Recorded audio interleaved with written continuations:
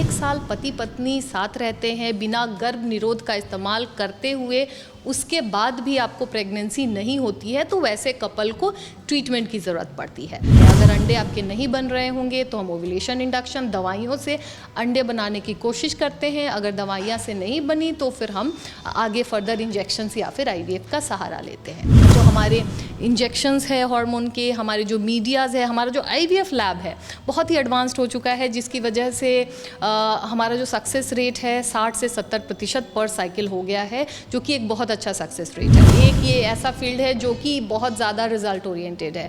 आप प्रेग्नेंट होगे तभी मेरा सक्सेस है, नहीं तो ये ज़ीरो जैसा है। आपने बहुत पैसे खर्च भी किए और आप प्रेग्नेंट नहीं हो तो हमें ना आपको फ़ायदा होता है ना हमारे सेंटर का नाम ऊँचा होता है। नमस्कार, आप देख रहे हैं RD न्यूज़। मैं हूं योगेश चक्रवर्ती और इस वक्त हम पटना के शगुना मोड़ स्थित मन्नत IVF सेंटर में हैं। आप जो है देख सकते हैं कि यहाँ माता पिता बनने का सपना पूरा किया जाता है। अगर आप भी निसंतान हैं तो यहाँ आकर आप माता पिता बनने के सपने को साकार कर सकते हैं और इसमें आपकी मदद डॉक्टर खुशबू करेंगी, जो इस वक्त हमारे साथ हैं। Hello doctor. नमस्ते, मेरा नाम है डॉक्टर खुशबू। मैं एक गायनेकोलॉजिस्ट और IVF कंसल्टेंट हूँ मन्नत IVF पटना में। जी जी जी। डॉक्टर ये बताएं कि सबसे पहले तो मैं आपसे यही जानना चाहता हूँ कि जो लोग मतलब माता पिता नहीं बन सकते तो वो कौन सी टेक्निक है, किस तरह की टेक्निक है जिसके ज़रिए आप उनके सपनों को पंख लगाती हैं, उनके पिता बनने, माता पिता बनने की हकीकत को पूरा करते हैं? सबसे पहले तो निसंतानता आज के डेट में बहुत ज़्यादा बढ़ गई है। जो WHO का नया डाटा आया है उसमें हर 6 में से 1 कपल निसंतानता का शिकार है। यानी कि निसंतान या इनफर्टाइल पेशेंट हम किसे कहते हैं? जब 1 साल पति पत्नी साथ रहते हैं बिना गर्भ निरोध का इस्तेमाल करते हुए, उसके बाद भी आपको प्रेगनेंसी नहीं होती है, तो वैसे कपल को ट्रीटमेंट की ज़रूरत पड़ती है। जैसा आपने पूछा कि ऐसा नहीं है कि अगर 1 साल हुआ और कपल कंसीव नहीं कर पा रहे हैं तो हमें डायरेक्टली IVF करना है। ऐसे कपल्स को जब प्रॉब्लम्स आती हैं तो हम शुरू से उनकी पहले चेकअप स्टार्ट करते हैं। अगर हम नॉर्मल भाषा में समझें तो एक बच्चा होने के लिए महिला और पुरुष में कुछ फैक्टर्स होते हैं जो नॉर्मल होने चाहिए ताकि वो कपल प्रेग्नेंट हो सके। महिलाओं में जो अंडाशय होती है उसमें हर महीने एक अंडा बनना चाहिए, जिसे हम फॉलिकल्स बोलते हैं। उस फॉलिकल्स के अंदर अंडे बनते हैं और पीरियड्स के 14वें दिन वो रप्चर होता है। तो ये जो प्रक्रिया ओव्यूलेशन की है महिलाओं में नॉर्मल होनी चाहिए। अंडे रप्चर होने के बाद जो ये अंडे हैं वो फेलोपियन ट्यूब्स में जाते हैं, जिसे हम गर्भाशय की नली बोलते हैं। गर्भाशय की नली का खुला होना बहुत ज़रूरी है कंसीव करने के लिए। तो दोनों ट्यूब्स पेटेंट है कि नहीं ये भी ज़रूरी है जानना हमें कोई भी ट्रीटमेंट प्लान करने के पहले। आपकी गर्भाशय अच्छी होनी चाहिए, गर्भाशय की परत अच्छी होनी चाहिए, महिलाओं में गर्भाशय में कोई रसौली नहीं होनी चाहिए और ओवरऑल जो महिला का हार्मोनल स्टेटस है वो अच्छा होना चाहिए। और पुरुषों में जो शुक्राणु है, जो सीमेन है, उनका काउंट, मोटिलिटी और मोर्फोलॉजी अच्छी होनी चाहिए। तो यही सारे पैरामीटर्स हैं जो हम एक कपल में चेक करते हैं जब वो हमारे पास आते हैं। ये सारे पैरामीटर्स जब हम देख लेते हैं, इनके रिपोर्ट्स आ जाते हैं और जहाँ हमें गड़बड़ी मिलती है उसी के अकॉर्डिंग इसका ट्रीटमेंट करते हैं। अगर अंडे आपके नहीं बन रहे होंगे तो हम ओव्यूलेशन इंडक्शन दवाइयों से अंडे बनाने की कोशिश करते हैं। अगर दवाइयाँ से नहीं बनी तो फिर हम आगे फर्दर इंजेक्शंस या फिर IVF का सहारा लेते हैं। अगर फेलोपियन ट्यूब बंद है तो उसी के अनुसार IVF या फिर फेलोपियन ट्यूब खोलने की प्रक्रिया का यूज़ होता है। सो ये इन अ नटशेल अगर हम बात करें तो जो प्रॉब्लम हमें टेस्ट में सामने आई उसी को हम ट्रीट करते हैं और उसी का इलाज करते हैं। मतलब ये पुरुष के साथ भी होता है सेम चीज़, पुरुष का भी इलाज करती हैं आप?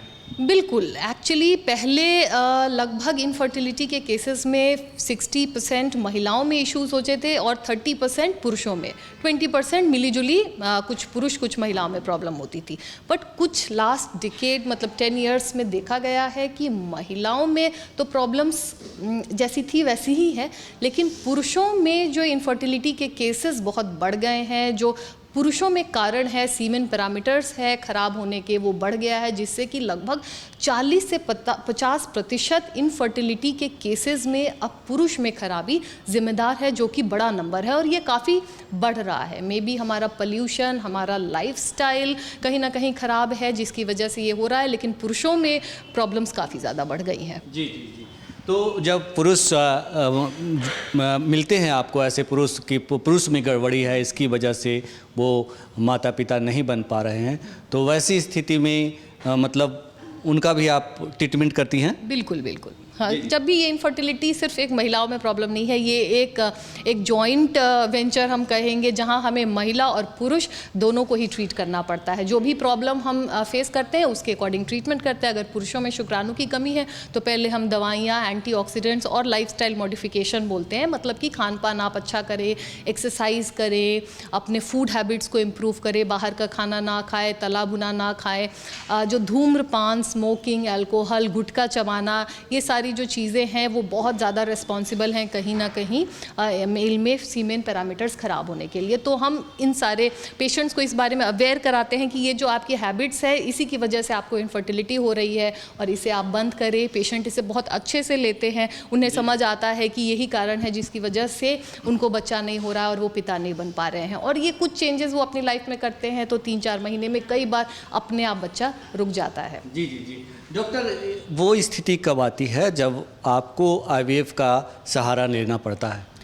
यस, आईवीएफ देखिए बहुत सारे कारण हैं। जैसे हमने बात की, अगर महिला में अंडे पूरे ख़त्म हो गए हैं, एएमएच नहीं है, अंडे एकदम नहीं बन रहे हैं, हमने दवाइयों का सहारा लिया, इंजेक्शंस लिया, लेकिन अंडे नहीं बन रहे हैं, या पुरुषों में बहुत ज़्यादा ख़राब है सीमेन पैरामीटर्स, या फिर कोई प्रॉब्लम नहीं है और बहुत दिनों तक सारा ट्रीटमेंट ट्राई कर लेने के बाद भी अगर माता पिता बनने में प्रॉब्लम आ रही है, तो वैसे कपल्स में ट्यूब बंद है, वैसे कपल्स में, तो इसके बहुत सारे इंडिकेशंस है। जब अपने आप धीरे धीरे हम ट्रीटमेंट करने लगते हैं तो हमें पता चलता है अच्छा इस ट्रीटमेंट से अब नहीं काम बन रहा है, तो हमें आगे आईवीएफ की तरफ मूव करना पड़ेगा। जी जी जी, आईवीएफ की तरफ मूव करना पड़ेगा। जब आप मूव करती हैं तो वो समय कितना ड्यूरेशन लगता है इसमें? जब मतलब जो महिला हैं वो कंसीव करती हैं, उसमें कितना वक्त लगता है? देखिए सबसे पहले तो मैं बोलूँगी सारा ट्रीटमेंट महिला की एज पे बहुत ज़्यादा डिपेंड करता है। महिला की जो रिप्रोडक्टिव एज होती है वो लगभग 35-40 साल तक लिमिटेड होती है। उसके बाद 35 के बाद महिलाओं में अंडे बनने की क्षमता काफ़ी कम हो जाती है। तो हम कितनी जल्दी आईवीएफ में मूव करेंगे वो महिला की एज पे भी बहुत ज़्यादा डिपेंड करता है, या फिर कितने दिन शादी के हुए हैं। अगर कोई 10 साल शादी के हो गए किसी को और बच्चा नहीं हुआ, तो ऑब्वियसली हम ऐसे केस में हम इंतज़ार नहीं करेंगे, तो वो डिपेंड करेगा। और एक बार जब हमने आईवीएफ का ट्रीटमेंट शुरू कर दिया तो लगभग 1.5-2 महीने, कई बार उससे ज़्यादा, कई बार इससे जल्दी भी हो सकता है, बट एवरेज 1.5 से 2 महीने का समय लगता है ट्रीटमेंट स्टार्ट करने के बाद। आईवीएफ शुरू होने के बाद 1.5 से 2 महीने, मतलब ये सक्सेस रेट जो कहते हैं कि सक्सेस रेट क्या है इसका? देखिए लोगों में धारणा है कि आईवीएफ बहुत फेल करता है, बट बात यह है कि हमको कोई भी चीज़ पॉजिटिव की तरफ लेना है। पहले आईवीएफ का सक्सेस रेट 30% के आसपास में था, तो ऑब्वियसली जब हम 10 आईवीएफ करेंगे तो 3 सक्सेस होता था और 6 फेल होता था, तो लोगों के मन में वही धारणा बैठ गई है। बट आज के डेट में ऐसा नहीं है। जो हमारे इंजेक्शंस है हार्मोन के, हमारे जो मीडियाज़ है, हमारा जो आईवीएफ लैब है बहुत ही एडवांस्ड हो चुका है, जिसकी वजह से हमारा जो सक्सेस रेट है 60 से 70% पर साइकिल हो गया है, जो कि एक बहुत अच्छा सक्सेस रेट है। जो हमारा जितने भी आधुनिक चीज़ें हैं अब हमारे इंडिया में अवेलेबल हैं, प्लस दिन प्रतिदिन इस क्षेत्र में एक बहुत ही ग्रोइंग क्षेत्र है जो रिप्रोडक्टिव मेडिसिन का है। रोज़ नए एक्सपेरिमेंट्स हो रहे हैं, जिसकी वजह से जो सक्सेस है आईवीएफ का बहुत अच्छा हो गया है, और हम लोग आगे और मेहनत कर रहे हैं कि इसको कैसे इम्प्रूव कर सकें। आपने मॉडर्नाइजेशन की बात की, तो मैं ये जानना चाहूँगा, जो मन्नत आईवीएफ है वो डॉक्टर खुशबू जो हैं यहाँ के इंचार्ज हैं, वो कितना सक्सेस रेट देती हैं और उनके यहाँ कितना जो है आधुनिक सुविधाएं उपलब्ध है? हमने ये आईवीएफ लैब 1 ईयर पहले ही इस्टेब्लिश किया है, इसलिए जितनी भी आधुनिक चीज़ें अवेलेबल है इस क्षेत्र में हमने सब यहाँ पे यूज़ किया है, ताकि हम ज़्यादा से ज़्यादा सक्सेस रेट दे सकें। और एक अच्छी बात मैं अपने सेंटर की बताना चाहूँगी कि हम कोई चीज़ हड़बड़ी में नहीं करते हैं, हमें पहले रिज़ल्ट से मतलब है। एक ये ऐसा फील्ड है जो कि बहुत ज़्यादा रिज़ल्ट ओरिएंटेड है। आप प्रेग्नेंट होगे तभी मेरा सक्सेस है, नहीं तो ये ज़ीरो जैसा है। आपने बहुत पैसे खर्च भी किए और आप प्रेग्नेंट नहीं हो तो हमें ना आपको फ़ायदा होता है ना हमारे सेंटर का नाम ऊंचा होता है। इसलिए ये हमारा टारगेट होता है कि हम सारी चीज़ों को ऑप्टिमाइज़ करें पहले, मतलब पेशेंट के जो एग पैरामीटर्स है, सीमेन पैरामीटर्स है, हम अपना समय लेते हैं। IVF साइकिल स्टार्ट करने के पहले एक टाइम लेते हैं जिससे कि हम अपने आउटकम को बढ़ा सके और इंटरनेशनल स्टैंडर्ड से भी बेटर हम IVF रिजल्ट देने की कोशिश करते हैं।